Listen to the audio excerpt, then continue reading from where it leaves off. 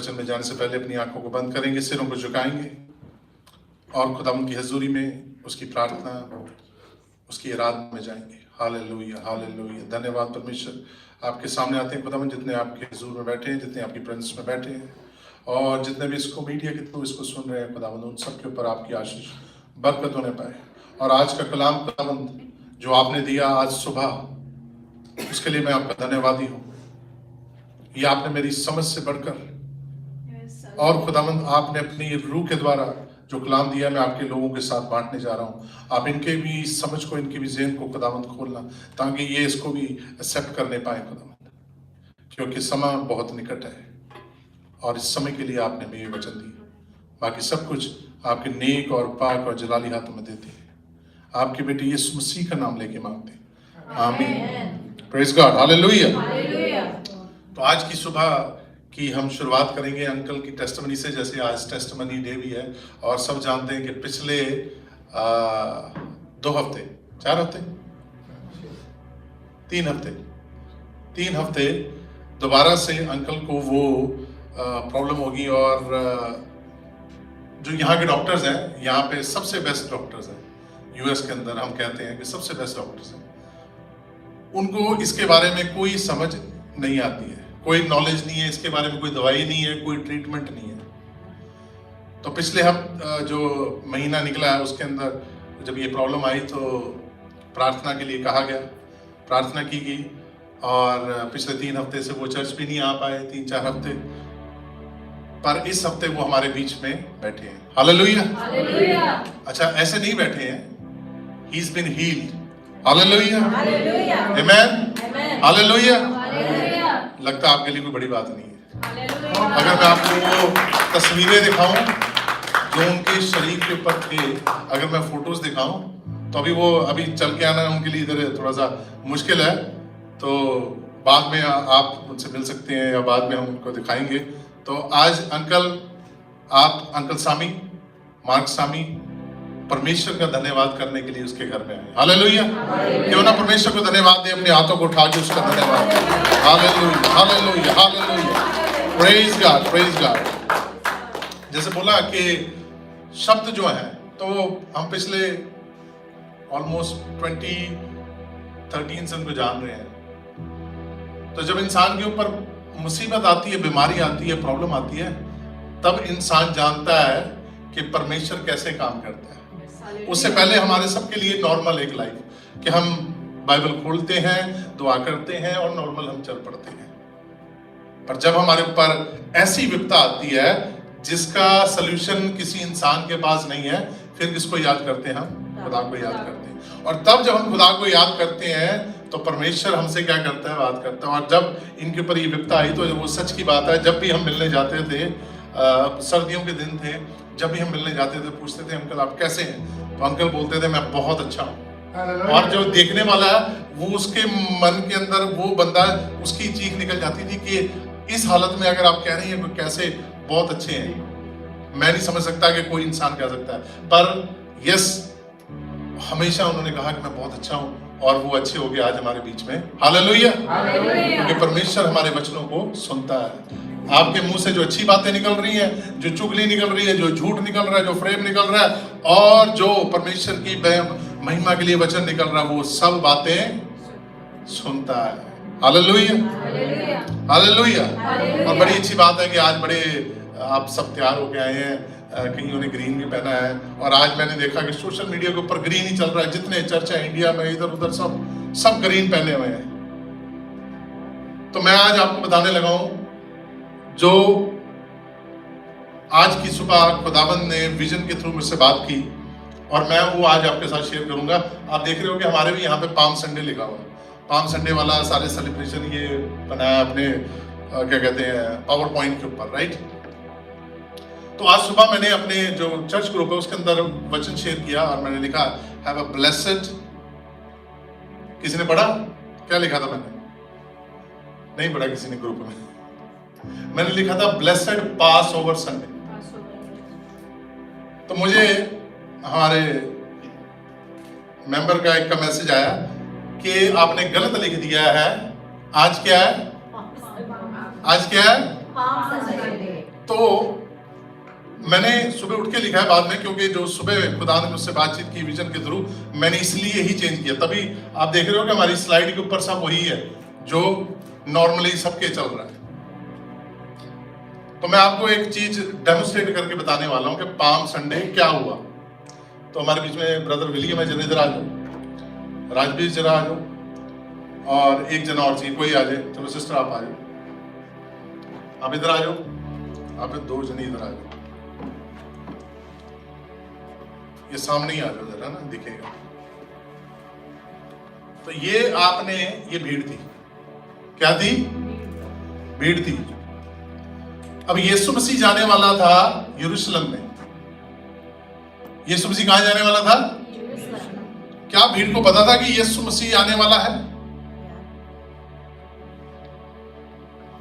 क्या भीड़ को पता था यीशु मसीह आने वाला है? कैसे पता था? कौन से लोगों ने बताया?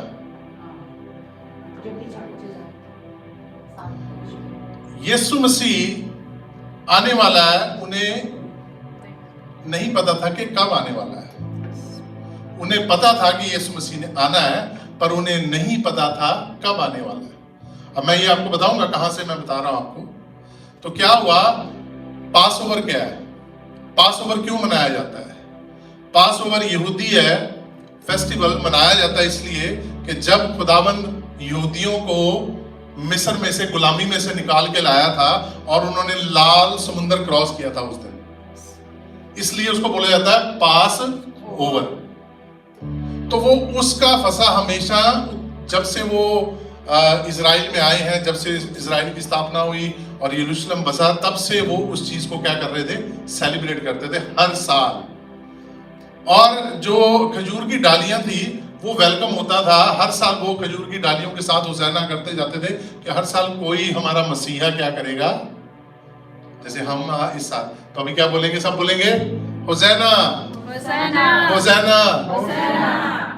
चले जाए, बस इतना ही बताना मैंने बोला बोलो क्या, तो क्या करने लगे? आज चर्च ने बोला आज क्या पहन के आने हैं सबने? ग्रीन, तो ग्रीन पहना है। आज क्या हमने क्या करनी है? डालियां लहरानी है। अच्छा, बहुत सारे जो क्रिश्चियन है आजकल के बड़े होते हैं, हम कल्चर से ना, हम कल्चर के साथ नहीं चलना चाहते। क्रिश्चियनिटी कल्चर की नहीं है। क्रिश्चियनिटी क्या है? मेरा और परमेश्वर क्या बोले? रिश्ता। पर फॉलो किसको करते हैं हम? कल्चर को। क्योंकि पाम संडे जो है इट्स अ कल्चर। उसका मसीह के आने से, उसका क्रूस पे जाने से, आपके लिए और मेरे लिए जान देने से कोई लेना देना नहीं है। जब यीशु मसीह वहां पहुंचा तो यहूदी उसको क्या बोल रहे हैं कि तू एंटर मत कर। कैसे? क्योंकि यीशु मसीह ने भी एक ट्रिक खेली। जाने को यीशु मसीह पैदल जा सकता था, पर यीशु मसीह ने एक ट्रिक खेली। किस लिए खेली?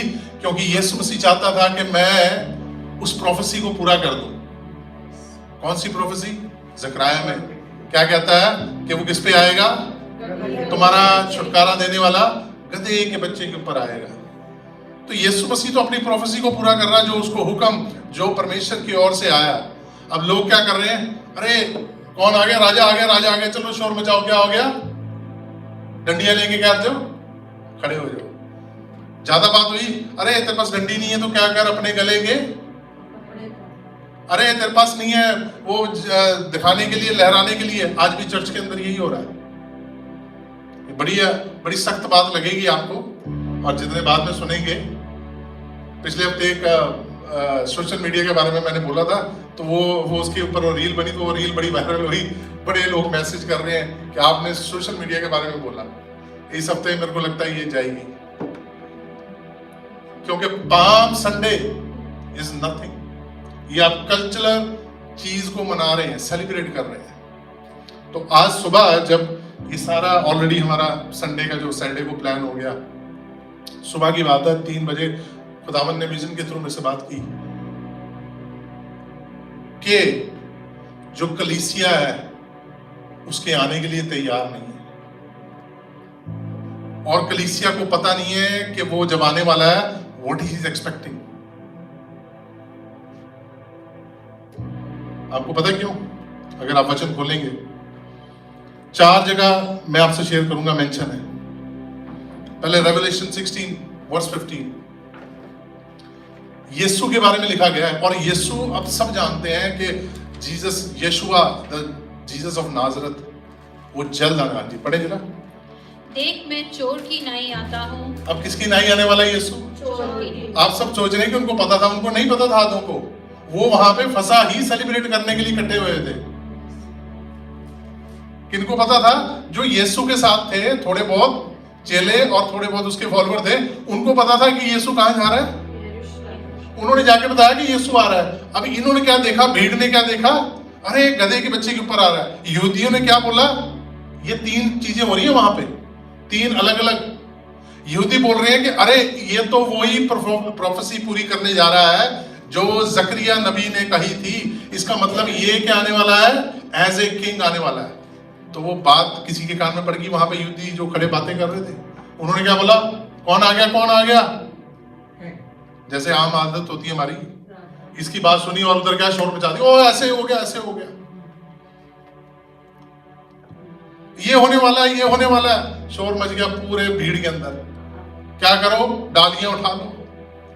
आज भी चर्च के अंदर पूरा शोर मचाया हुआ था कि ईस्टर, सॉरी, पाम संडे है, पाम संडे है। What is palm Sunday? Nothing.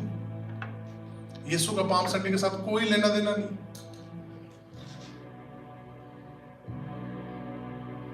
आपको पता है ये रोमन कैथोलिक है, पाम संडे भी सेलिब्रेशन।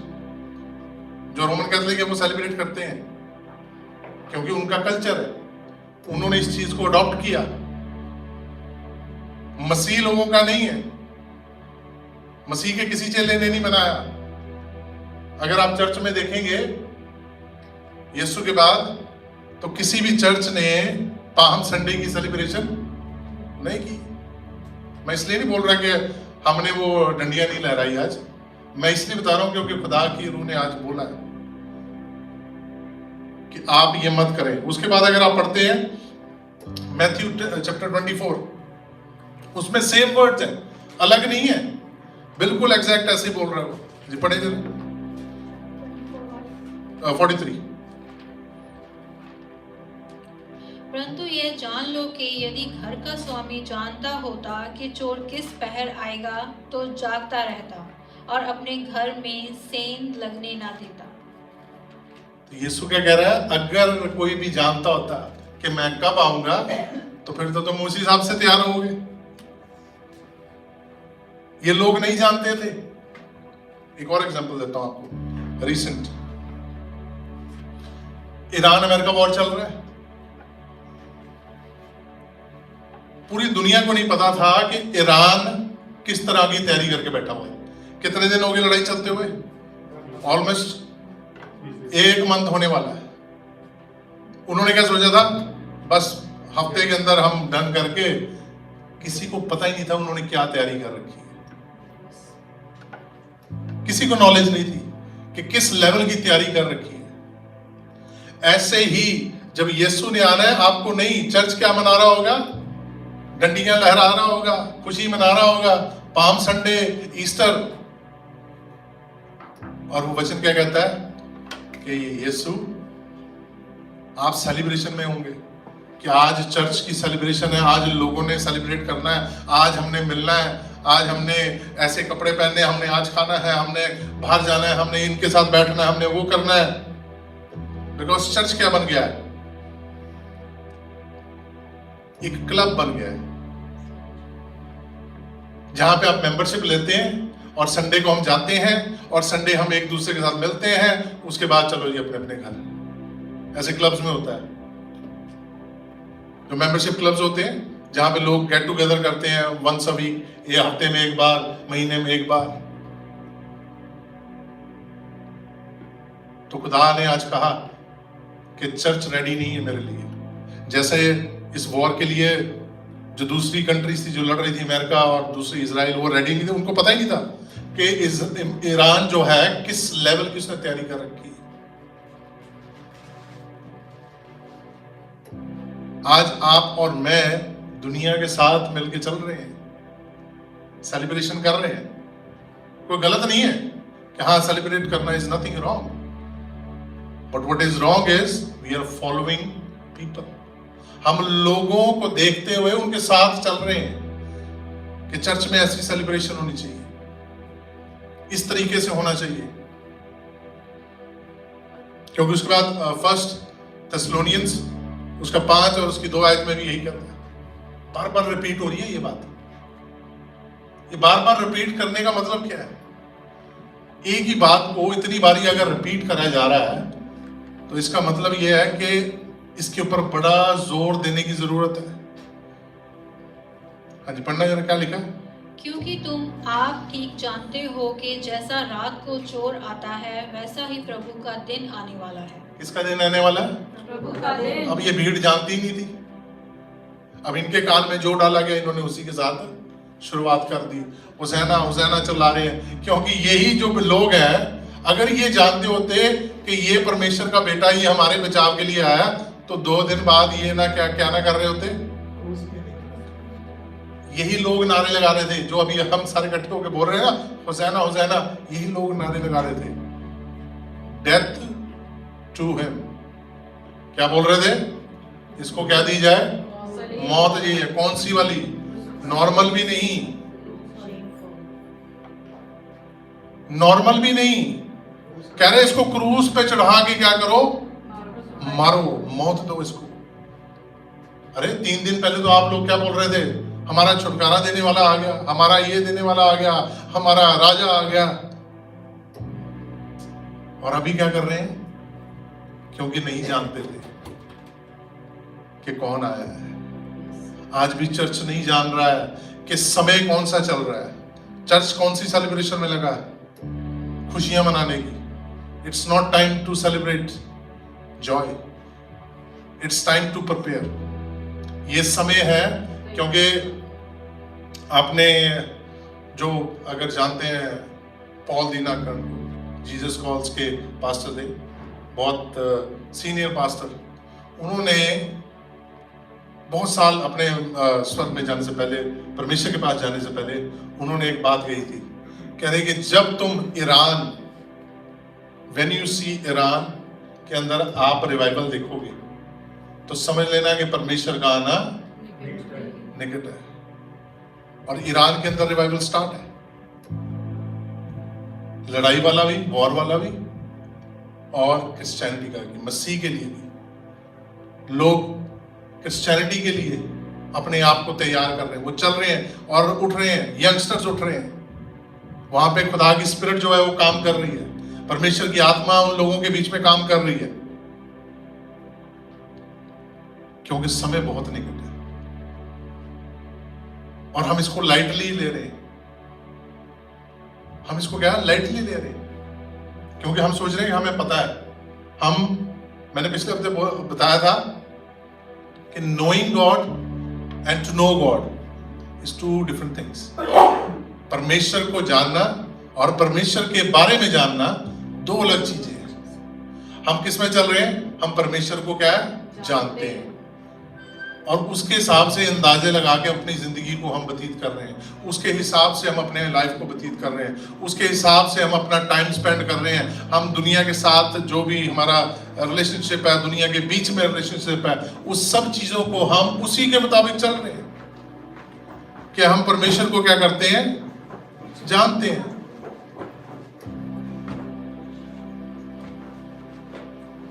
जिससे क्या हो रहा है? हम अंधेरे में। इसमें क्या कहता है? But you are not in the darkness brothers for that day to surprise you like a thief. किसकी तरह? यीशु जब आएगा तो हम सोचेंगे ये यीशु नहीं है, क्योंकि हमने अपने अंदाजे लगा रखे हैं, हमने अपनी कैलकुलेशन कर रखी है कि हमने अपनी लाइफ में ये करना है, हमने ये करना है, हमने ये अचीव करना है, हमने वो बनाना है, हमने ऐसा करना है, हमने वैसा करना है। ये सब हमने प्लान्स बना रखे हैं।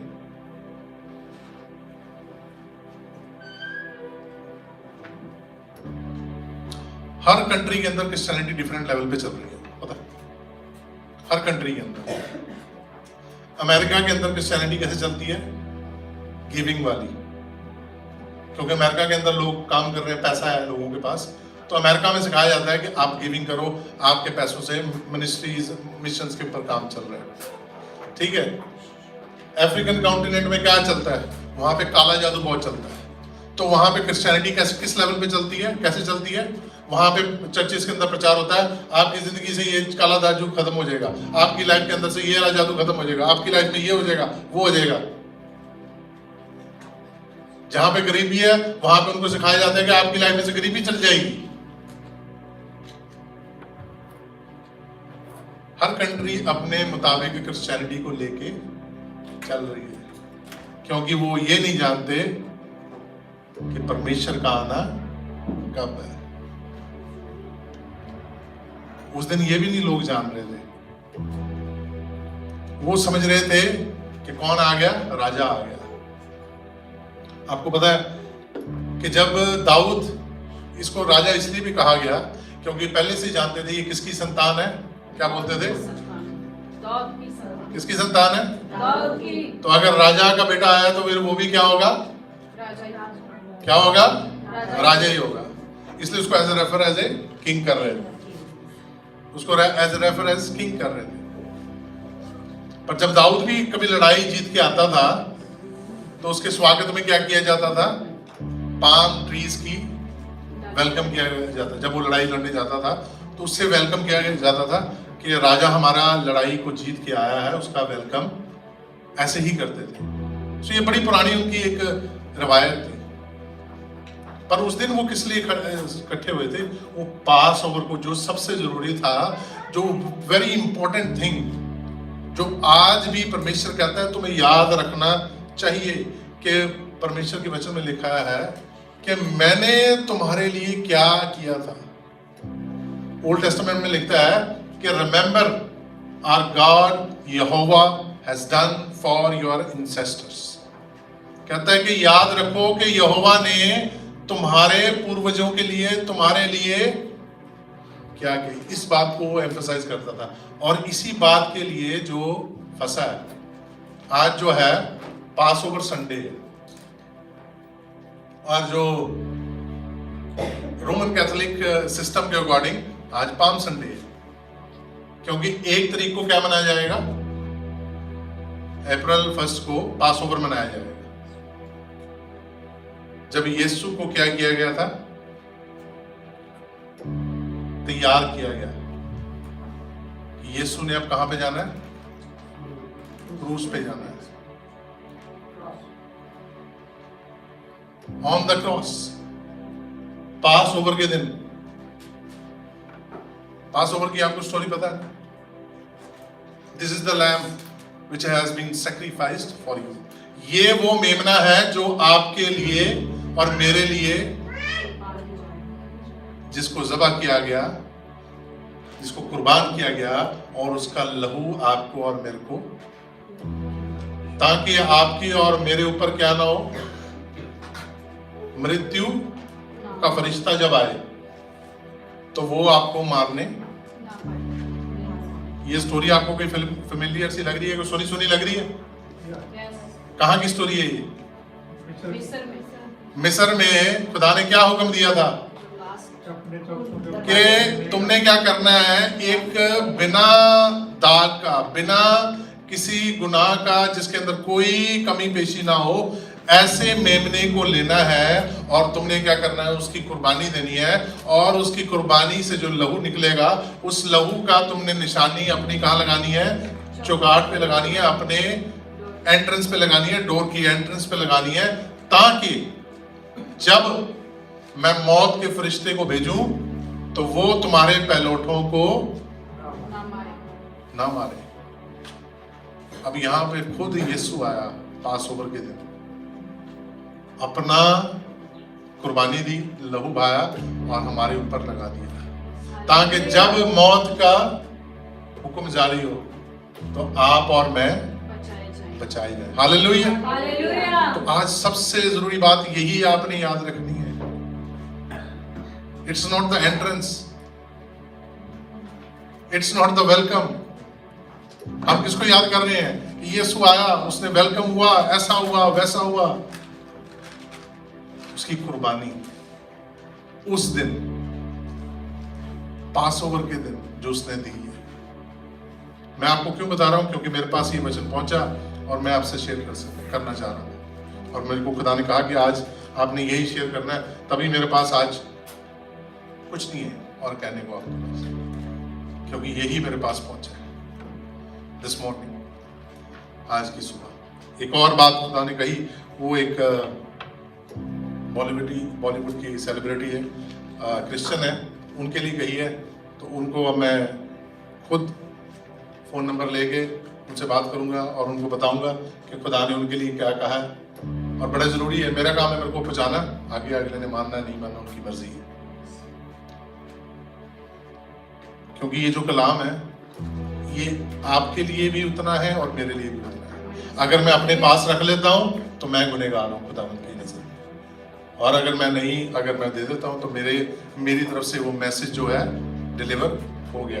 और सेम बात वो लिखता है फिर उसके बाद 2 पीटर वर्स 3:10, सेम बात, एग्जैक्टली सेम, चौथी बार ये बात सेम वर्डिंग्स के अंदर हमारे पास पहुंच रही है। 3:10, परंतु प्रभु का दिन चोर की नाई आ जाएगा, उस दिन आकाश बड़ी हड़बड़ाहट के शब्द से जाता रहेगा और तत्व बहुत ही तप्त होकर पिघल जाएंगे और पृथ्वी और उस पर के काम जल जाएंगे। वो कहता है पृथ्वी और उसके काम। अच्छा, ये जो सिचुएशन होने वाली है जब खुदा ने आना है, इसके बारे में जिक्र किया गया है कि ये पलक झपकने में होनी है। कितने में होनी है? कितने में होनी है? ऐसे, कैसे, ऐसे। कितना टाइम लगा पता भी नहीं लगा, और हम किस चीज में बिजी हैं आपको पता नहीं लगेगा। आप हो सकता है कि अपना फोन उठा रहे हो, आप हो सकता है कि अपना पानी पीने के लिए गिलास उठा रहे हो सकता है कि आप अपना खाना तैयार कर रहे हो सकता है आप अपने बच्चों के लिए कुछ कर रहे हो सकता है आप अपने कपड़े धो रहे हो, कुछ भी कर रहे हो। वचन के अंदर इसके एग्जाम्पल दिए हुए हैं, एग्जैक्टली वैसा तो नहीं होगा, उसमें उस समय के मुताबिक एग्जाम्पल दिए थे कि 2 औरतें क्या कर रही होंगी? चक्की पीस रही होंगी। अभी तो कोई चक्की नहीं पीसता है ना। 2 इंसान क्या कर रहे होंगे खेत में? अभी तो कोई नहीं कर रहा होता। आजकल रिपोर्ट आ गए हैं सब चीजों के लिए। मैं देख रहा था रिसेंटली एक रिपोर्ट आ गया है, वो ट्रैक्टर के अंदर आप इंस्टॉल कर दो तो आपका जो ट्रैक्टर है वो अपने आप ही पूरी बाउंड्री के अंदर आपके लिए काम करके आ जाएगा। उसके बाद तीसरा एग्जांपल क्या है? कहां गए होंगे? 2 एग्जांपल याद है, तीसरा भी एग्जांपल है, चलो वो आप पढ़ के आना, ढूंढ के आना एग्जांपल, अच्छा एग्जांपल है वो, कि ये सब होने वाला है। मेन जो पॉइंट है इसमें ये सब होने वाला है, और हम कहां पे बिजी होंगे ये मैटर नहीं करेगा। मैटर ये करेगा कि आपको पता है आप तैयार हैं कि नहीं है। Hallelujah, hallelujah. हमें पता है कि हम तैयार हैं कि नहीं, हमें तैयारी करनी है। We have to be prepared for that time. उस समय के लिए हमें तैयारी करनी है कि ये समय आने से पहले, ये संकट आने से पहले, अगर अंकल सामी को पता होता है कि ये सिचुएशन आने वाली है मेरे ऊपर, तो वो क्या करते हैं? अपनी तैयारी करके रखते हैं। पहले ही डॉक्टर के पास जाते हैं, उसके लिए कोई मेडिसिन ढूंढते, उसके ऊपर रिसर्च करते। पर ये समय पता नहीं है, जैसे बीमारी का पता नहीं लगता है, किसी को नहीं पता होता। कोई बंदा तैयार नहीं होता इसके लिए, कोई इंसान तैयार नहीं होता है कि उनके ऊपर ये जो बीमारी आने वाली है। वरना हर कोई उसके लिए क्या करके रखे? अपनी तैयारी क्या करके रखेगा, मेडिसिन प्रिपेयर करके रखेगा, सारा अपना सेटअप करके रखेगा। कोई नहीं जानता है। That is how the God, son of God gonna come. ऐसे ही वो आने वाला है, उसी समय आएगा और हमें पता नहीं लगेगा।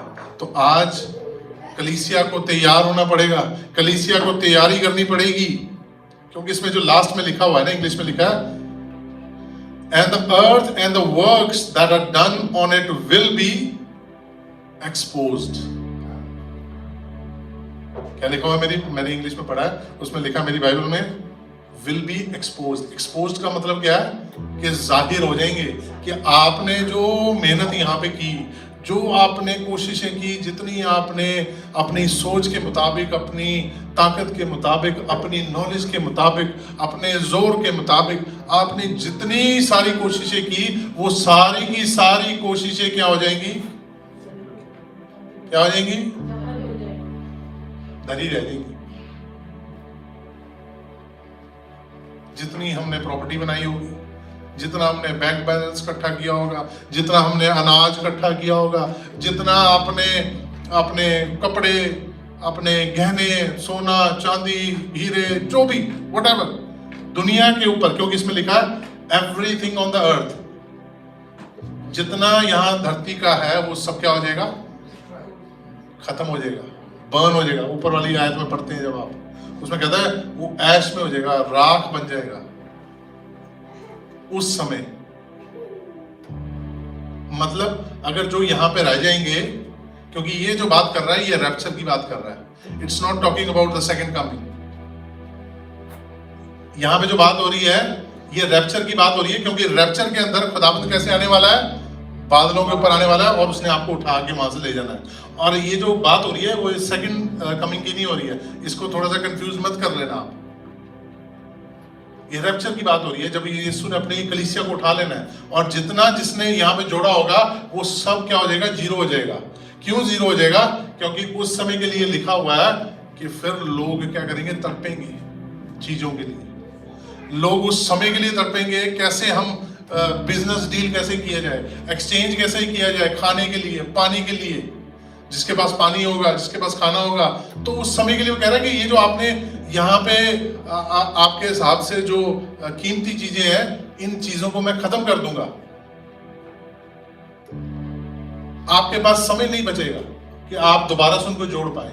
जो यहाँ पे रह जाएंगे उनके लिए मुश्किल है, जो चले जाएंगे उनके लिए तो कोई बात नहीं, वो तो बादलों में उठा लिए जाएंगे। इसलिए इसमें इंग्लिश ट्रांसलेशन में लिखा हुआ है the flash will be burned, है ना, कि ये जो शारीरिक चीजें हैं ये सब खत्म हो जाएंगी, अर्थली डिवाइन चीजें रहेंगी, सिर्फ आत्मिक चीजें। हालेलुया। तो आज मैं आप सबसे, ये मेरी रिक्वेस्ट है कि अगर आपने इस वचन को सुना है, आपको परमेश्वर की आत्मा ने बातचीत की है, तो इसके ऊपर काम करना शुरू कर दें आज से, क्योंकि समय बहुत निकट है, बहुत ज्यादा। आपकी और मेरी कैलकुलेशन से आगे बहुत ज्यादा, क्योंकि अगर परमेश्वर के कई दास इन बातों को कह चुके हैं कि ये, अगर तुम देखो, बाइबल भी कहती है कि इजराइल को जब तुम देखोगे, अभी कल की, परसों की न्यूज है, कल की न्यूज है, राइट, एक और कंट्री है वो, उसने इजराइल के अगेंस्ट अटैक करना स्टार्ट कर दिया, यमन, है ना। तो जितनी उसकी पड़ोसी कंट्री हैं वो सब उसके अगेंस्ट जा रही हैं। तो वचन में लिखा कि जब तुम उसको देखोगे लड़ाई में इन अपनी सारी पड़ोसी कंट्रियों के साथ, तो समझ लेना कि मेरा आना निकट है। अब आपने डिसीजन बनाना है कि आप क्या कर रहे हैं इस समय में। आपके लिए कोई नहीं बना सकता, आप सिर्फ अपने लिए डिसीजन बना सकते हैं। आपके लिए कोई पास्टर नहीं बना सकता, कोई इवेंजलिस्ट नहीं बना सकता, कोई प्रॉफिट नहीं बना सकता, कोई भी अपोस्टल नहीं बना सकता। आपके लिए डिसीजन सिर्फ आप ही बना पाएंगे। अच्छा, वहां पे आपसे कोई नहीं पूछेगा कि आप कौन से चर्च से जुड़े थे, आपको पता है। वहां पे ये सेपरेशन नहीं होगी कि आप रूहानी फेलोशिप से थे, आप ये यहाँ के चर्च लगा लो, नाजरीन चर्च है या एओजी चर्च है या कैथोलिक चर्च है। नहीं, वहां पे नहीं पूछा जाएगा। वहां आपके आपका डिसीजन क्या था इस चीजों को लेके, आपसे ये पूछा जाएगा। या आप इंडिया के किसी चर्च से जुड़े हैं, या वर्ल्ड के या अमेरिका के बहुत बड़े चर्च से जुड़े हैं। आप इंग्लिश चर्च जाते थे, आप स्पेनिश जाते थे, आप हिंदी जाते थे, आप पंजाबी जाते थे, उर्दू जाते थे, उससे नहीं फर्क पड़ेगा। फर्क ये पड़ेगा कि आपने सही डिसीजन बनाया था कि नहीं। हालेलुया। आइए अपनी आंखों को बंद करते हैं, सब खड़े हो जाएंगे और खुदाबंद से मांगेंगे कि खुदाबंद हमें आप तैयार करें, कहीं हम उस भीड़ के अंदर ना खो जाएं जैसे वो भीड़ वहां पे इकट्ठी थी, उनको नहीं पता था वो क्या कर रहे हैं। एक दूसरे को देखते हुए एक दूसरे की ओर वो उन्होंने देखा और वो चिल्लाने लगे, हुसैना, हमारा छुटकारा देने वाला आ गया, हमें बचाने वाला आ गया, बिना जाने कि वो किस लिए और कहां और क्या उसका पर्पस है, वो नहीं जान रहे थे। और वो भीड़ वहां पे शोर मचा रही थी। परमेश्वर जी, हम चाहते हैं कि हम उस भीड़ के मानद ना हो। आप हमारे जहनों को, हमारी सोचों को, हमारे विचारों को, हमारे ख्यालों को खुदावंद आप खोलें और तैयार करें कि आपका वचन हम पढ़ें और आपके वचन के ऊपर हम चलने पाए। जैसे आपने कहा है कि मेरी कलीसिया तैयार नहीं है, ये भीड़ में खोरी है, तो इस कलीसिया को तैयार करें परमेश्वर जी। आप इस कलीसिया की तैयारी के लिए परमेश्वर जी हमें और समझ दें और हमें अकल दें खुदावंद, ताकि हम आपके वचनों के द्वारा अपने आप को तैयार करने पाए। जब आप आए खुदावंद, हम आपके लिए तैयार बैठे हों। आपने कहा है कि मैं अपनी कलीसिया को, मैं अपनी ब्राइड को मैं लेने के लिए आ रहा हूँ, बेदाग और बेजुर्री वाली कलीसिया को मैं वो स्वर्ग में उठा दूंगा, मैं उनको बादलों पे उठा दूंगा, मैं उनसे बादलों के ऊपर उनसे मुलाकात करूंगा। हालेलुया। परमेश्वर जी, हर एक को खुदाबंद आप अपने वचन के द्वारा भरें, अपनी पवित्र आत्मा की अगुवाई के अंदर ये चलने पाए खुदाबंद। हर एक इंसान को खुदाबंद, जितने यहाँ बैठे हैं और जितने इसको मीडिया के थ्रू सुन रहे हैं, उनके ऊपर भी खुदाबंद आपकी पाक रूह की रहनुमाई होने पाए, वो पाक रूह के द्वारा चलने पाए। Yes Lord, hallelujah. हम जानते हैं कि भीड़ में अकेले खड़े होना बड़ा मुश्किल है, पर खुदावंद हर एक के विश्वास को आप ऐसा बढ़ाएं ताकि वो भीड़ के अंदर नहीं बल्कि भीड़ से अलग खड़े होने की सामर्थ और अपने विचारों को, अपनी समझ को रखने पाए। Hallelujah, hallelujah. खुदावंद वो अपने विश्वास के मुताबिक खड़े होने पाए। धन्यवाद, धन्यवाद, धन्यवाद, धन्यवाद, धन्यवाद। Thank you Jesus, thank you Jesus. धन्यवाद, धन्यवाद। Praise, praise, praise. Hallelujah, hallelujah, hallelujah. धन्यवाद। तारीफ, तारीफ, तारीफ। Hallelujah, hallelujah, hallelujah. सर्वशक्तिमान परमेश्वर, कृपा और अमृत से बड़े हुए खुदा, तू सारी दुनिया के लिए खुदाबंद कल एक क्रूस के ऊपर खुदाबंद पर लहू पाया। उस लहू में वो पवित्र लहू था जिसके अंदर कोई भी पाप नहीं था खुदाबंद। जैसे तेरे वचन से आज सीखा कि वो पवित्र लहू ही हमारे गुनाहों को माफ कर सकता था। वो पवित्र लहू ही था जो हमारी सारी बीमारियों को शिफा दे सकता था। 103 ज़बूर में लिखा है कि मैं तेरे सारे रोगों को चंगा करने वाला परमेश्वर हूं। मैंने इसलिए कोड़े खाए, कांटों का ताज सिर पे मैंने रखवाया, मेरे कोड़े खाने से तुझे शिफा मिल रही है। खुदावंद उन्हें दे ऐसा हमारे अंदर एक विश्वास आ जाए जैसे वो 10 कोड़ियों के अंदर था। यीशु कह दे हमारा कोड़ शुद्ध हो जाएगा। हमारे अंदर ऐसा विश्वास आने पाए जैसे वो 12 साल की औरत के अंदर विश्वास था कि मैं यीशु के पल्ले को छू लूंगी तो मैं चंगी हो जाऊंगी, मैं अच्छी हो जाऊंगी। उस विश्वास आज मेरे और आपके अंदर आना चाहिए, क्यों विश्वास वचन पढ़ने से और सुनने से आता है। जैसे रोमिया 10:17 में लिखा है, और विश्वास सच्चाई से प्रॉमिस करने से आता है कि हम सच्चाई के साथ और रूह के साथ इस बात को मान लें कि यीशु ही जिंदा परमेश्वर है जिसने हमें अनंत जीवन के लिए बुलाया है। आज जैसे खुदा ने हुक्म दिया था मूसा को कि जब इस्राएल लोग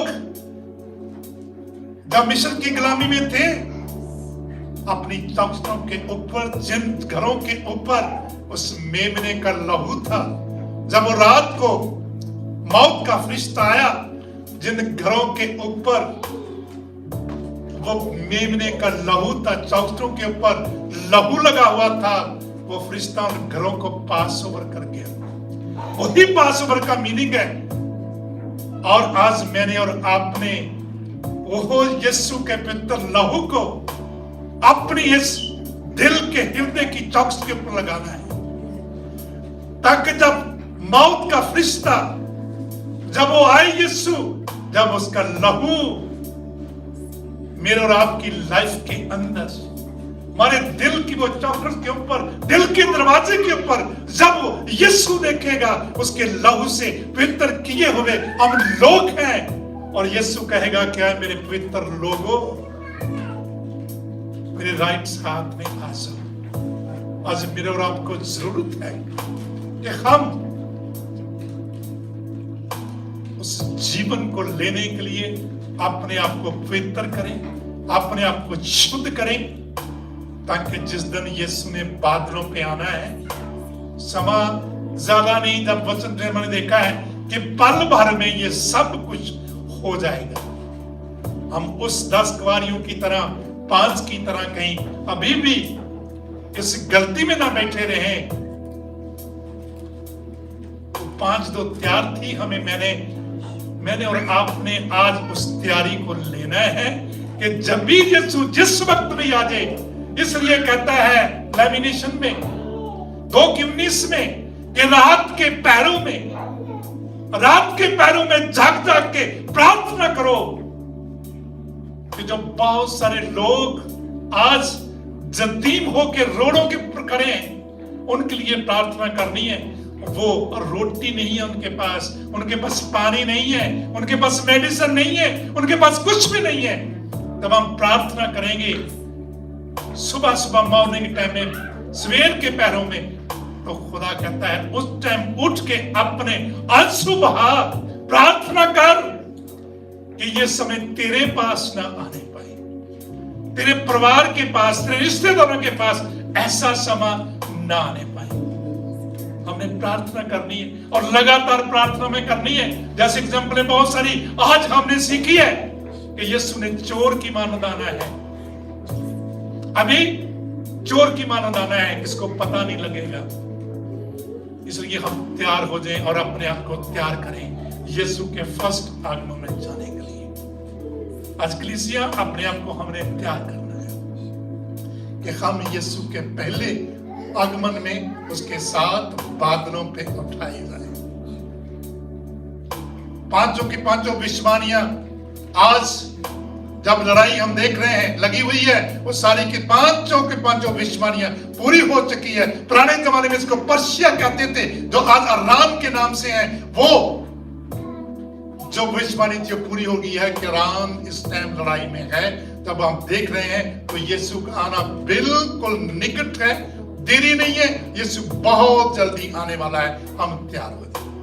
अब्राहम और यकूब के खुदा, जैसे मूसा उस टाइम कोई पाप करता था, सिन करता था, तो खुदाबंद जाजक होने के नाते अपनी कलीसिया के लिए, अपने लोगों के लिए खुदाबंद वो मेमने का लहू लेके खुदाबंद तो पवित्र स्थान में जाता था। खुदाबंद उनको फित्र करता था, उनके गुनाह माफ करता था। खुदाबंद आज मैं तेरा दास होने के नाते खुदाबंद अपने कलीसिया के बिहाफ में जेकर किसी तरह से भी खुदाबंद जाने अनजाने में उन्होंने खुदाबंद को गलती की है, यीशु इनको माफ करना, तेरे लहू से इनको मैं कवर करता हूं खुदाबंद, तेरे पवित्र लहू से इस कलीसिया के मेंबर को खुदाबंद बच्चे से लेके बड़े तक सबको मैं कवर करता हूं खुदाबंद। कि जब तू आए बादलों के ऊपर खुदाबंद और इस साथ तेरे पूरे का पूरे परिवार तेरे साथ बादलों पे उठा लिया जाए। हम सबको तू खुदाबंद उस दिन के लिए तैयार कर कि हम तेरे साथ बादलों पे उठा लिए जाए। मैं तेरा शुक्र करता, तेरा धन्यवाद करता हूं मसीह, बड़ी प्रार्थना को तूने सुना और कबूल किया है। आमीन। आए हमारे बाप जो तू आसमान पे है, तेरा नाम पाक माना जाए, तेरी बादशाह आवे, तेरी मर्जी आसमान पे पूरी होती है, जमीन पे भी हो। जैसे हम दूसरों को माफ करते हैं, दूसरों को माफ कर, हमें चुनाव से बुराई से बचा, क्योंकि बादशाह कुदरत जलाल मेरी हमेशा दे। आमीन आमीन आमीन। प्रभु का प्यार, यीशु अनुग्रह, पवित्र आत्मा की समानता उन तो लेके हमेशा तक, खास करके रवानी कर से चर्च के छोटे बच्चे से लेके बड़े तक, तमाम पास्टर, तमाम विश्वासी, तमाम संतों के साथ यीशु जब तक तू बादलों पे ना आए, सबके साथ होती रहे। आमीन। God bless all of you. सबको जय मसीह की, सबको सलाम।